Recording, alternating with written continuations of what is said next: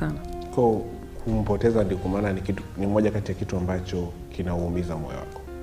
Vibaya mno. Na ungepata nafasi ya kuzungumza naye, najua hayupo, ni kitu gani ambacho ungemweleza?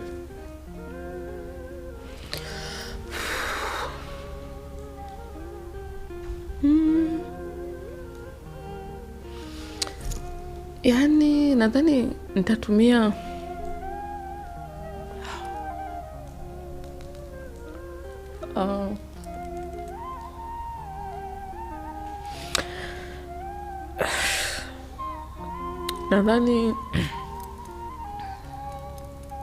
nadhani nitatumia muda mwingi sana